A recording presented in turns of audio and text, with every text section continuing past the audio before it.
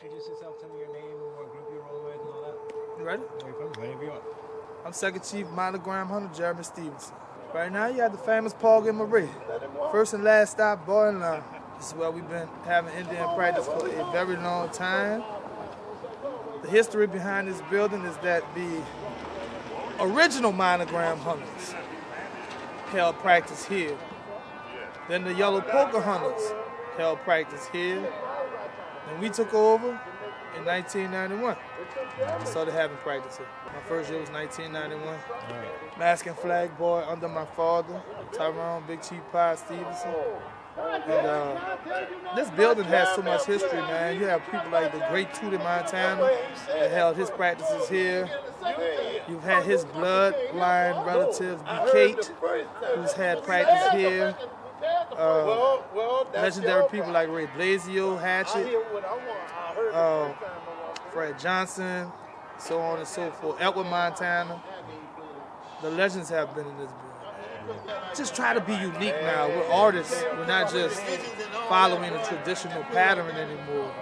The styles of the suits has evolved now, so we have to try to be, as artists, be unique. Be our own selves when we create these beautiful suits. That's all I try to do. For example, I have 6 people coming out of my house this year, not including myself. And got to make sure that everybody's pretty, everybody's done, everybody's feeling good about their suits. So I try to keep them motivated as well. So one of these years you're gonna get my full potential suit. The first time I picked up a needle and thread, my dad was masking flag boy for the spirit of Fire Mandingo Warriors. And this was in 1990. He went to work and he left his beads on the bed. So when he left, I said, I'm gonna sew them. So I started sewing his pieces and I completed them by the time he got from work. And when he came home from work, he was like, who sold that? I said, me. He said, you ready? And my first year was the next year after that. Me and my dad, he can't be by me when it's time to put this together, and I can't really be by him. Because he'll be like, nah, do it this way. I'm like, nah, I'm doing it my way. And the same way with him. I would come to his house and be the same way. Like, Chief, you should do this way. And that's where the war starts. So we kind of like fall back from each other when it gets to around this time. He's taught me everything I know about needle and thread, but I twisted what he's taught me and became who I am now. This tradition is family. That's how it started off, as a family. Since I was a kid, you know, since we was at Miss Adam May house, it's been family ever since then. So it's like family reunion, basically. Yeah, I'm an original Monogram Hunter, spot boy. And then what happened? Then me and Killian started Yamasai Hunters. Then on a passing, I decided to come back home. That's where my family was. That's where we saw it. That's where I started. You won't see me, I won't go nowhere else. This guy still lives across the street from where we come from. I'm a follower, but I've been in the game a long time. I can recall a story on this guy in 1994. It came out in lime green. And back then it still was aggressive Indian play. Do whatever you gotta do. And he was ready. He had that was a Mossberg? Mossberg shotgun. He cocked that Mossberg back for me because he knew I was a little bony, big-headed little boy.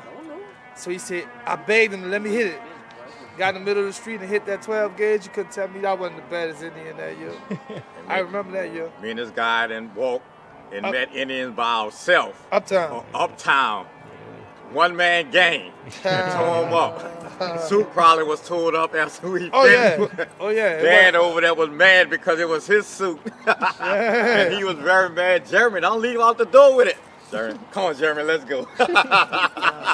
Let's go, Jeremy. It's just the history on this block, man. I could walk you down every house that still exists on this block and tell you the history from either his family or his real close friends.